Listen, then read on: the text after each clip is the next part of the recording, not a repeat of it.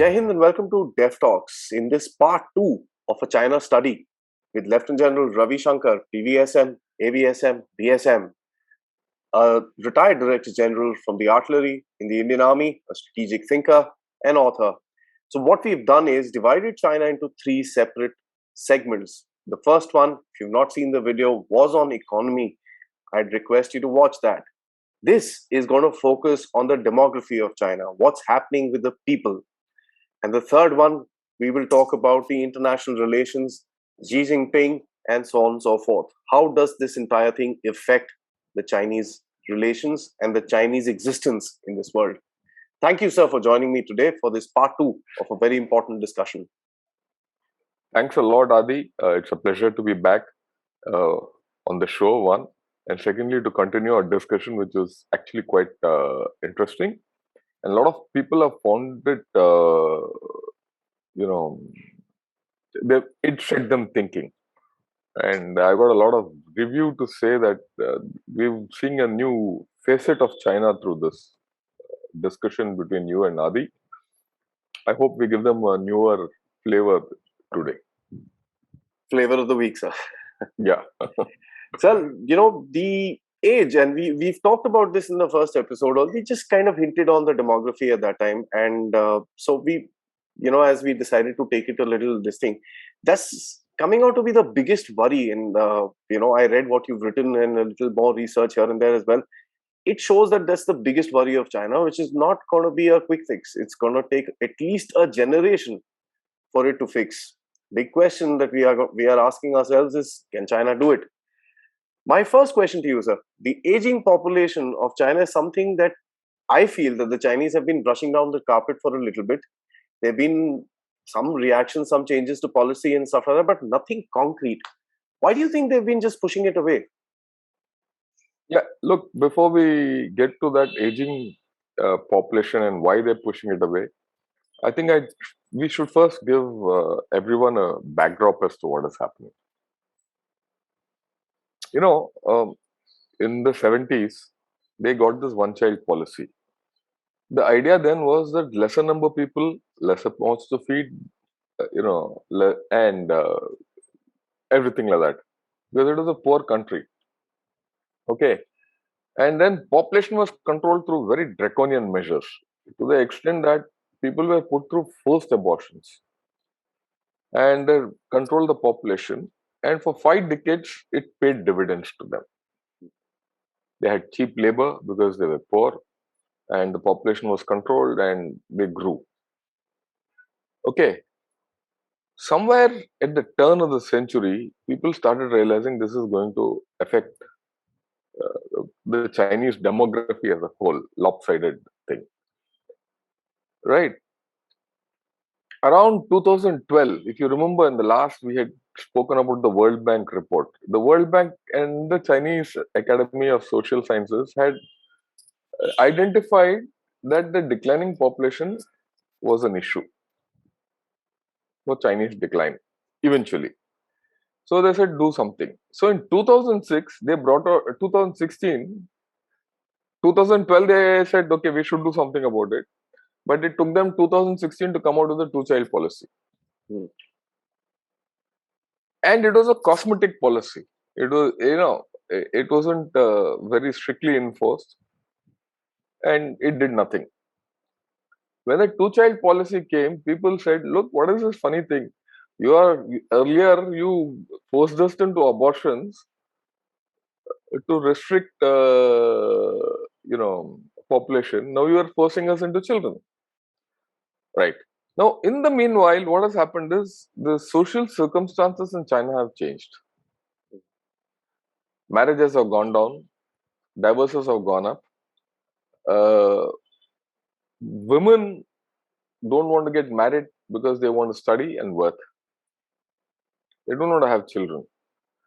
Cost of raising children has gone up phenomenally. Okay. Now, what has all this led to? It has led to the fact that the birth rate in China has declined. Okay, there's another factor.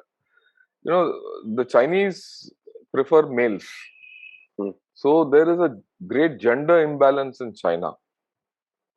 Now, with this gender imbalance, uh, economic opportunities for women, marriages going down, the societal change taking place, cost of raising a child had gone up phenomenally, cost of living had gone up. So the birth rates went down. Now, the normal replacement rate for population to sustain itself is 2.1 births per woman. In China, it has gone down to 1.3, which means that this birth rate will never get replaced. And this is not something which I am saying. This is something which the Chinese themselves are saying. And it is internationally, this is something Chinese communist system can't fudge. So this is one part of the story. The second part of the story is because of modern medicines, lifestyles, everything, ages have increased. Hmm. So the number of people who are aging have gone up. So number of people who are aging have gone up. Number of people who are being born are gone down. So the working population has reduced. In fact, from last year to now, the birth rate has plummeted by another 20%. Last year, it had plummeted by 20% over the last year. That is 2019 to 2020, the plummet was 20%. 20 to 21, it is another 20%. That's their expectation. Not my figures, this is Chinese figures. They're having problems. They know the problem. It is not as I mean, it's their problem. Who are you and I to discuss it? But it's something which we need to discuss the ramifications. So they have a major problem. And if you have lesser number of people, they have to take care of more number of old people. Already China has an age society, right? So this is the background. Now let's get back to the question. What is the question? Why have they been brushing it down? And you said, you also mentioned that the two-child policy wasn't pushed forward as hard as they've come up with a three-child policy. You don't see much of a fervor. See, the whole story was it was in 2010 that they started realizing this problem. In 2012, they said, "Look, we must do something." It was only in 2016 they did something. It was cosmetic. You also have to realize this is the first term of Xi Jinping. He's consolidating his power. He's not interested in children. Okay. What next? There's a major issue which is here. They've hidden their population decline, as per many researchers. As of now, you see, the Chinese official population is about 1.4 1.44 billion, which is supposed to plateau from now to 2029. It was only after that it will decline, right? But this is the official story. The unofficial thing is that, or rather, the other conjecture by researchers, Chinese researchers who have gone abroad, is that their population has already declined to 1.28 billion, and the decline is much more. In any case, their working level population has already declined, started declining. Okay, so they have a major problem. Now you will say, why did they hide? A very funny reason. Every state in China has increased its population artificially to get more funds from the government. So the government has a figure which is not the true one at the bottom. So the demography is skewed, it will not go away as the pace of Chinese aging is hell of a lot. The pace of Chinese aging is what it took 126 years in France, around 46 to 50 years in Europe and Germany, and about 25 years in Japan is now happening in 20 years in China. My God. China is going to have very fast, whatever happened to Japan at the turn of the century is going to happen now to China in the next 20 years. That next 20 years is as per the official estimates, but the unofficial, I wouldn't say the back of the envelope and other researchers and alternate views is that it has already started maybe 5-6 years down into the decline.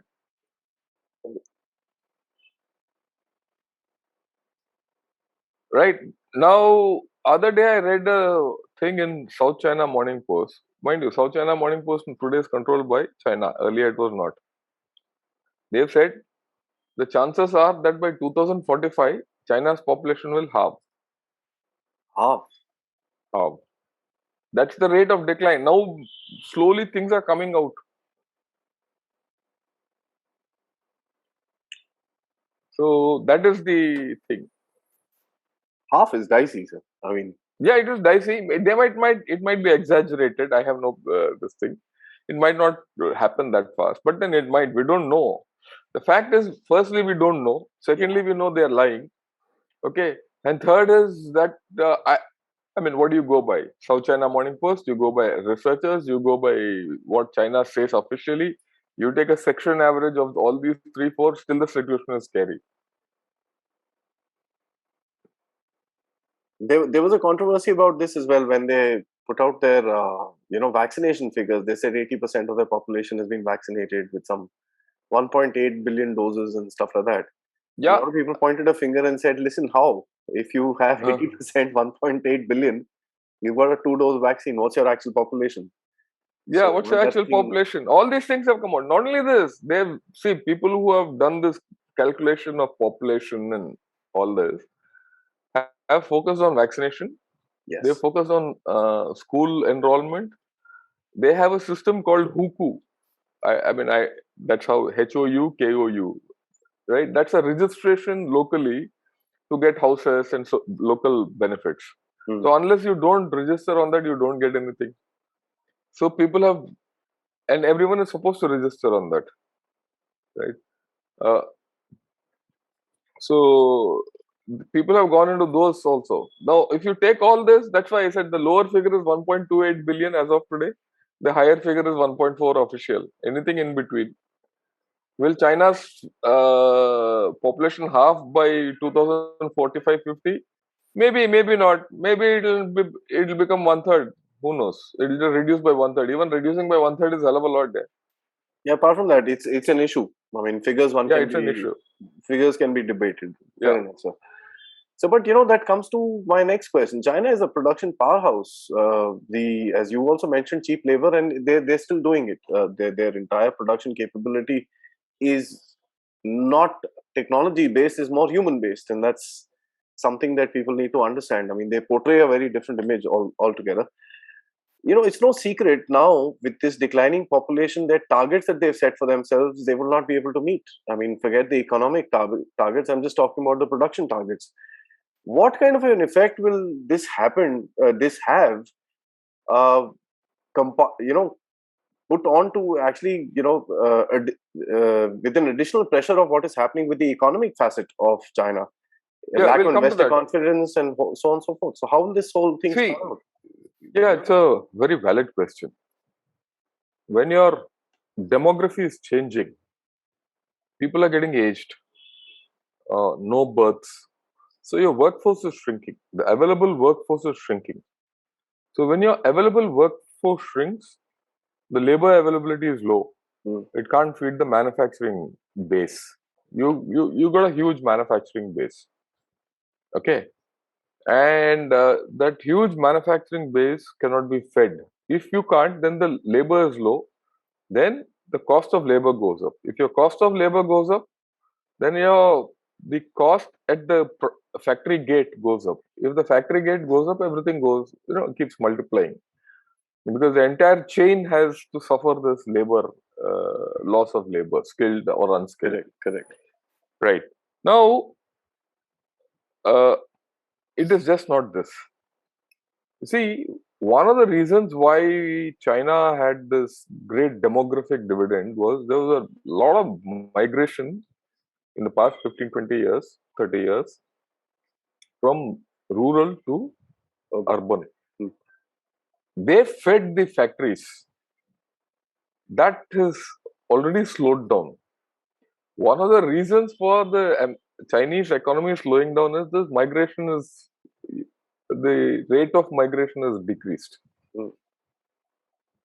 So your rate of migration is decreased, your population availability is decreased. So this is one is compounding the other. Okay. So everything starts going down. Okay. Now, if your look, strictly speaking, you go by the old communist principle, knowing China's problem, it doesn't have food enough, it doesn't have water, there's pollution, there are X, Y, Z, lot of problems. Actually, if their population reduces, they can stabilize and become a better power. Okay. But uh, they've gone into this the way that it is. They don't change course so easily. One of the things about the Chinese Communist Party is it doesn't change course. Not reactionary. Yeah, it's not. So there is an issue. And this is something which so far, how they're going to solve it is not known. Yeah, they're given a few things. They said three child policy, which is not going to work. When 2-child policy didn't work, why should 3-child policy work? I mean, very fundamental. Who will have the third child?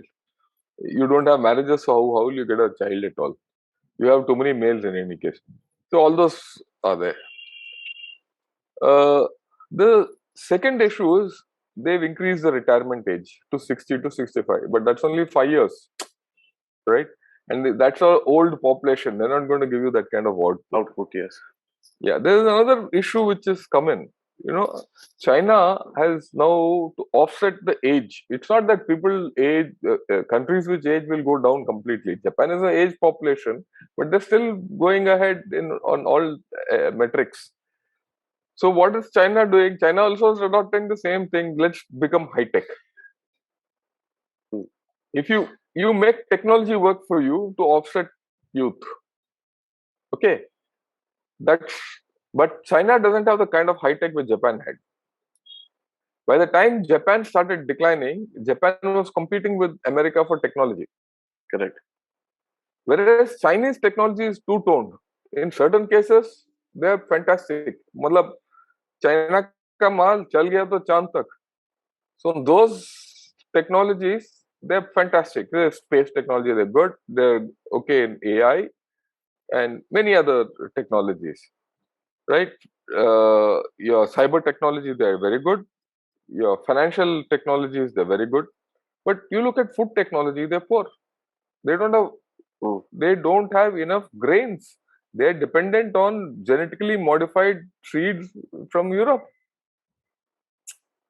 Technology is just not computers and robotics. It's food quite security. wide. Yeah, food security is at a risk. What about water? They don't have. I mean, that technology for getting water, whatever, is not there. Right? Then they don't have semiconductors. Without semiconductors, they can go nowhere. So their technology is two-toned. There are certain technologies are very good, certain technologies are not great. So the analysis is that whatever technology China has will not energy. Energy is a major problem for China. Coal shortage. So how do you offset that without technology? So China has a major issue. They cannot offset their decline of the youth and the decline of the population and aging population by technology. There's a problem there. And that is going to lead to other issues. It's going to lead to economics, it's going to lead to political issues, and then ultimately lead to assertiveness and bellicosity. That's interesting. And this is one place reverse engineering is not going to work. So there are two things that I learned. Reverse engineering is not going to work. And even if they push their population to have more children, it's going to take another 18 years before that workforce actually comes into some sort of a this thing. And what you're saying is an extension of 5 years. That leaves a gap of 13. The point is this: even if you force people to have children, and if people start producing more, the women have to go to the workforce. So there's going to be a swing right there. Yeah, straight away you're going to have that many women out of the workforce for that time.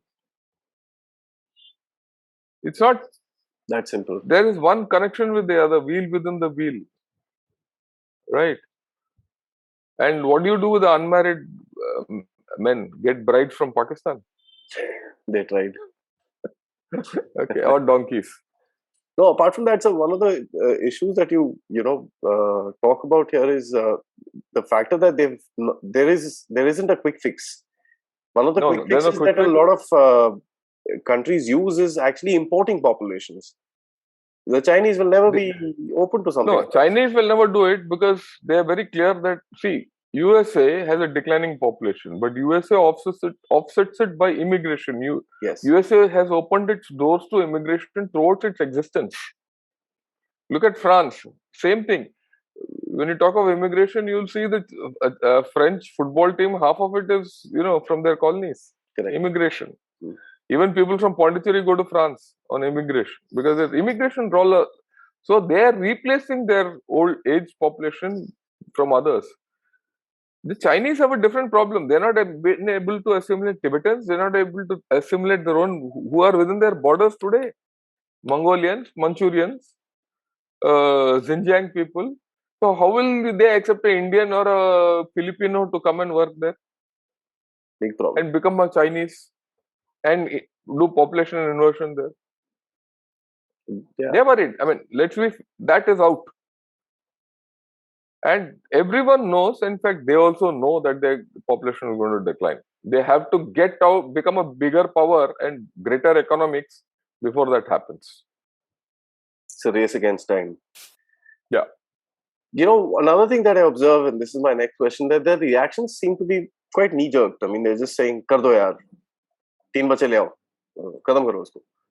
That sort of a system, because it's something which is a little weird. The question says that the Chinese every time talk about CNP, Comprehensive National Park. With this whole declining population, how does it affect their comprehensive national park? It is they're going okay. Before I say you spoke of knee-jerk reaction, some counties have said no more abortions. Earlier they were forced abortions. Now you can't abort in China, right? Why that? They're forcing urban people, girls, to go and marry in the rural society. They are forcing people in a county to marry within the county and by force. So there are a lot of things going on knee-jerk. It's more than knee-jerk, right? So we'll get back to the question, comprehensive national park. First and foremost, if your population goes down, one major element of comprehensive national power is going down. And if that population is aged, your comprehensive national power decreases further.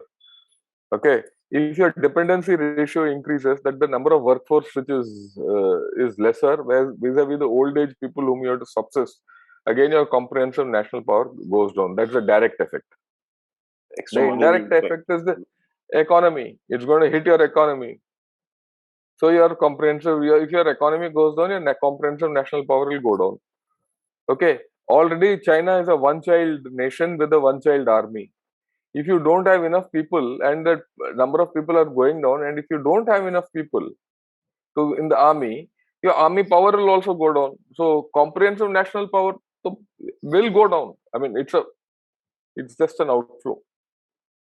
It's interesting, and I'd like you to also, comment, since we've spoken about the army. National security seems to be one of the biggest things to them. They've reduced their army from 2.3 million to about 2 million, trying to increase the technological part of it.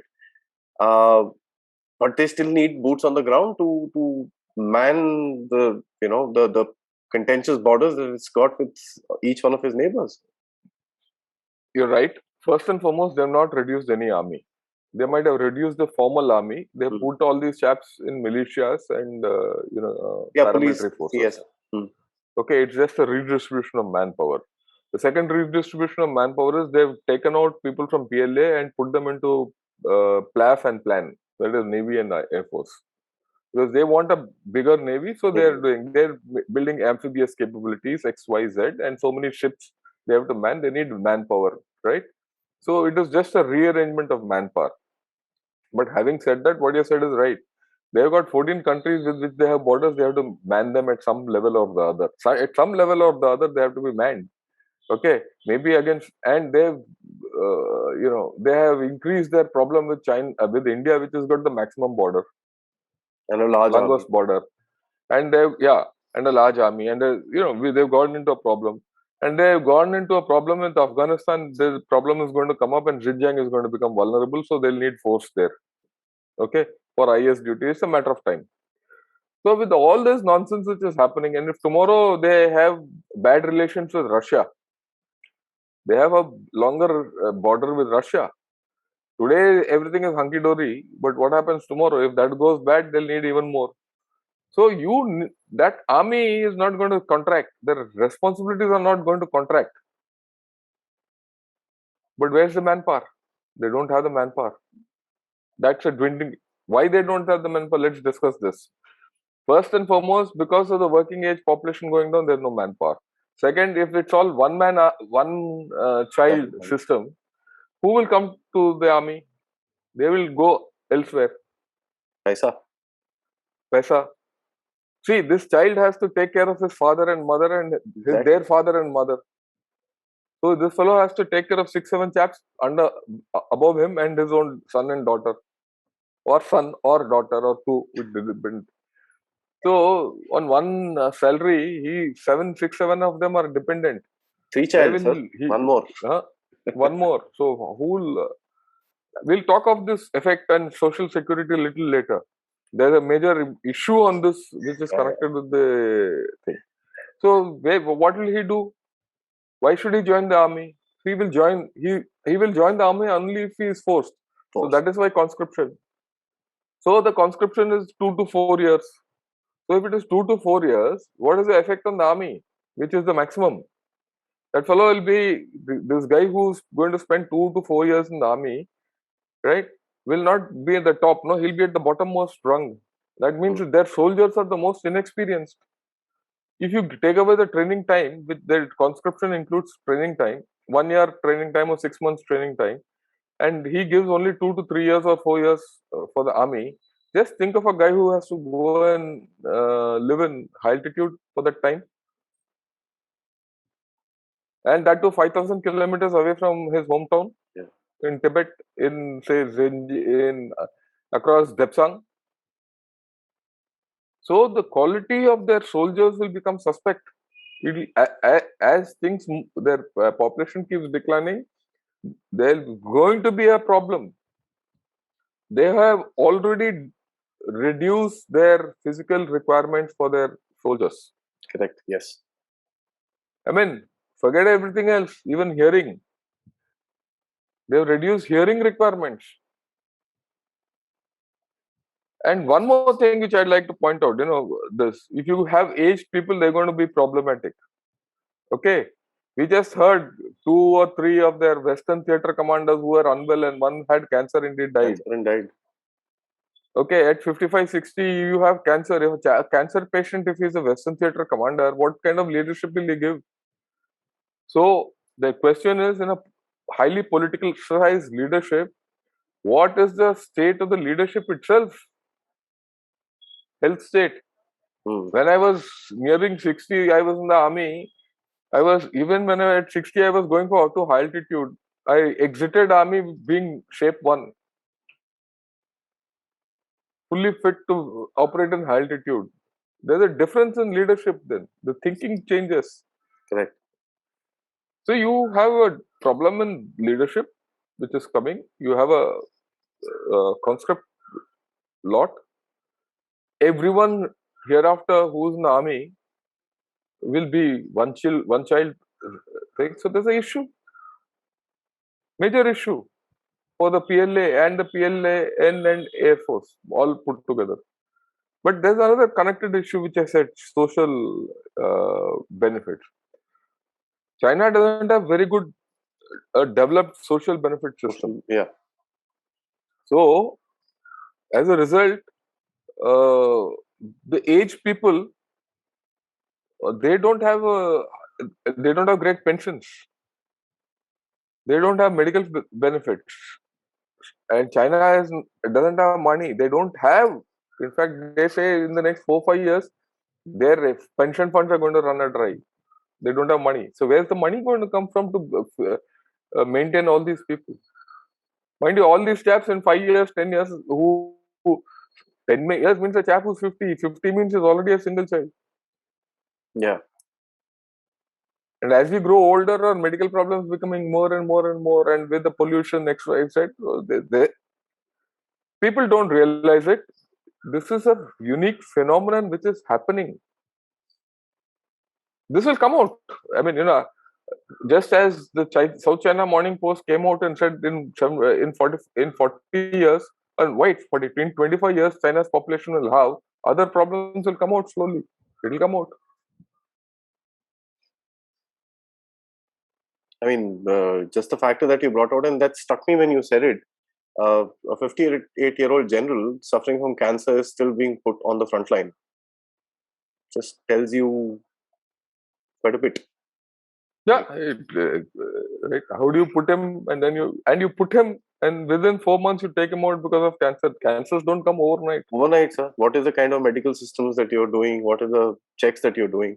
So see, they are under tremendous demographic pressure. Everything is connected to demography. Their entire behavior pattern, whether it's economic, whether it's political or military, is all connected to demography. And many of us don't realize this, but this is my view. Others can have their view. It does make a lot of sense, sir. I'd like to ask you this. I mean, by the way, it's not my view only. I can quote articles who have said this. Who have said increased bellicosity of China is a result of its declining population and poor economics. Yeah. So a lot of people actually connect the common prosperity with the cutting of wealth of the wealthy in China. The flow down effect of something like that is, for example, if somebody is invested in a particular company, that company goes tail up. That person who is probably a common Chinese worker or a office worker or even an executive level person has lost a large amount of money. With investment in Evergrande for an apartment for a retirement plan, I mean, he's basically on the road after his time up goes. So with the additional expenses of, let's say, a child, elders, which is the aging population that you mentioned, higher living costs because every damn thing is so expensive in China today. The bond between the Chinese people as well as the CCP is going to be at a big risk, because the deal was the CCP gives them good life and they give up their freedom. The good life is going away. So how is this going to be balanced? This is the entire theme of common prosperity, which you hit with the nail on its head. What is common prosperity? The CCP sees this problem happening. The population doesn't have their future is bleak. How do you offset that bleak future? You take from the rich and give it to the poor. I mean, look at it from a slightly different perspective and you will understand. I'm old. I'm getting old. I don't have a pension. I worked my entire life and put my money in Evergrande for a flat. Okay. Now in China, unlike us, see, when you go to a developer and say, I want a flat, that chap says, okay, pay 10%, 5%, 20%. And then you say, you keep, as you build the room or whatever, and landmarks, you pay money. The bank comes in. Not in China. In China, you pay upfront full. So Evergrande is sitting with all the, what is 300 billion debt? The 300 billion debt is the money they have taken for apartments from people upfront. That's the property market in China.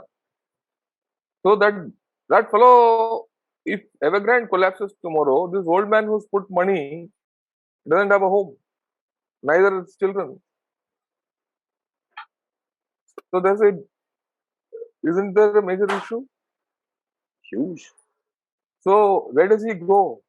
And if that old man goes, his family also goes, and his family goes, China goes. I mean, so many families, multiplication effect, right? So the entire issue of common prosperity is, you have to understand, you cut the rich man, give it to the poor man, make his pension, do something for him. I mean, I can talk about this with gaming. I can talk about this for anything, sir. Anything. Okay. Why is education sector being cut down? Because education is too costly, children should get free education. They should get more time. They shouldn't see gaming. They shouldn't see porn. They shouldn't see all those other movies, and also their time is cut. And education sector is broken. The right so that they don't people don't have to pay them. Somebody's If losing a there's job. no money, see everything is there. And there's one more issue. There's a duality in Chinese. See, there's a connect between the demography and the real estate. I hope you understand that. Yeah. Yeah. Now, see, real estate in China is gone up as a multiple. Hmm. The costliest real estate today in the world, in terms of flats and all, is in China. Shanghai, Beijing, all these cities. That's more than London, New York, incidentally. Mumbai तो बहुत दूर की बात है. So you have paid hell of a lot for an apartment. It might be a second apartment because that's you have saved. You're saving. There's a belief in China that if I save, I should put it in an apartment. So I bought 2 apartments. The apartments' costs have gone up, but they're empty. They're not giving you any return. If tomorrow the property bubble bursts, that apartment will be worth nothing. This is what happened in the depression in the 30s. Hmm. All your property meant nothing because you did. What do you do? The property, you can't eat in the property. You can't eat that property. If it has to give you income. Just imagine that fellow Chinese, he doesn't have income for life so far on that flat. And he's old, he doesn't have pension. And if the cost of the property fails, end of story. Can't even sell it. Can't sell it. And this is not just Evergrande, it is with across the board with everyone. Leaving apart the ghost towns which are there. I'm talking of the ghost towns only. 60 And million what flats. is even that's a major problem. And what's even worse is that property as a proportion of Chinese economy is very high. Yeah. 30 to 40%. 30 here. 30 to 40% of Chinese GDP is property, which is the highest in the world. If your property collapses, your GDP collapses. They are sitting on that problem today. Quite a scary proposition. I'm sure there are, which brings me basically to my next question, because this, when you try and understand this entire thing, is probably a start point where this entire thing started, and they've just not looked back to realize where they went wrong. See, you connect economy, it comes back to demography. You connect. See, look, unless you have people, you have no nation. Correct. Unless you have people, you have no country. It is the people who make the country. The economics is about people. The property is about people. Your production is about people. वो people ही कम हो रहा है तो कौन सा nation की बात कर रहे हो आप? Okay. So what can China do today to grab some semblance of, I won't say control, but something to do with this situation? What do you foresee them doing? I mean, they're belligerent with their I don't know. But I mean, to be very honest, this is a question which many people are asking. Everyone says, look, all of us have predicted that one day China will collapse, the economy will break up, it will become from a communist country, it will become a democracy. Nothing has happened. China has continued. Which rabbit are they going to pull out of their hand? We don't know. See, there is one method, let me tell you. It's a very, what can China do? China can attack Taiwan and tomorrow take over. If they can tomorrow take over Taiwan, their outer defense moves from the coastland to the second island. First island they've secured. They already got Hong Kong. They've got the South China Sea Islands, Taiwan, Milya. And if they take one bit of that Senkaku, their outer periphery moves out. Then they get Taiwan complete. The economy of Taiwan, semiconductors, XYZ, their trade routes get sanctified. Their trade multiplies. capturing Taiwan is not just capturing that island and some few Chinese Yeah. because it is a historic. There is an economic reason for it and there is a geopolitical reason for it. Then, if Taiwan is captured and USA is not able to interfere, that means USA is being brushed aside militarily. It becomes a superpower. China is a superpower then. So if China wants to become a superpower and offset all its problems of demographics, the first thing it will do is attack Taiwan. Take a risk. The second thing is it will attack India because you are the competitor. The competitor has to be kept down. These are the two military priorities. I mean, look, I've connected geopolitics, economics, demography. Everything comes to demography. Don't think demography is a tangent in this whole analysis. You It will lead start them with to the a lot of tangent hard of decisions. demography. Yes. No, you start with the tangent of demography, you'll come down to military and economics and your gross national power. Yeah, you're true, sir. It will lead them to some decisions that they rather not Yeah, take. yeah, But yeah, they'll have yeah, to. it's gonna happen. It's gonna happen. And Taiwan today seems like more of a thing that they'll have to do rather than they want to Yeah, do. yeah, they will. Whatever. In my way, it is not a matter of if, it's a matter of when and how. I mean, they don't have to necessarily take over this thing. They can do it politically. That's a different story. Sir, But it's a matter of when and how. a lot of people are talking about the soft invasion of Russia, soft invasion of Crimea by Russia. The Chinese could do something like that as well. Which, Yeah, they could. And one thing we should take note of: the day Taiwan falls into the Chinese part of China, which is your next priority? prepare for war. First priority, India. Today, your second priority will become first priority. So that's the point we have to think of. Interesting.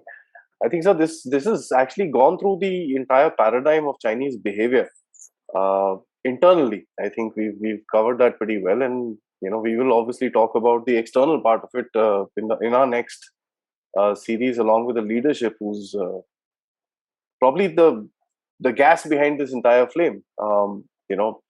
Because it's not something which is a system. It's power driven, which is a central person up top. But Yeah. one thing which is underlined that you've brought out is that the Chinese themselves are saying the fact that they have an issue with regards to demography, and the reason that they're putting it out there is anyone's guess, but they are saying this, and that's something that we need to analyze as to what effects, as we've just brought out with this particular talk, is what are the effects that will have on themselves, on people around them, and their setup and systems. So it's a very important thing for us to understand when we are trying to, I won't say counter, but tackle China. Yes. That's something which is very, very critical, because their reactions to various situations are going to be based on all these things: their economy, their demography. And I think the demography sits a little high up on the ladder, because economy and everything will get connected to this entire thing, as General Shankar has very clearly brought out. Thanks, sir. This has been an eye opener. Actually, it's something that one needs to listen to connect the dots as to what is happening in China and why are they behaving the way they are behaving. Let's say just internally for the moment. So thanks once again, sir, and look forward for the third session on the Chinese behavior. Till then, sir, Jai Hind. Jai Hind. Thank you.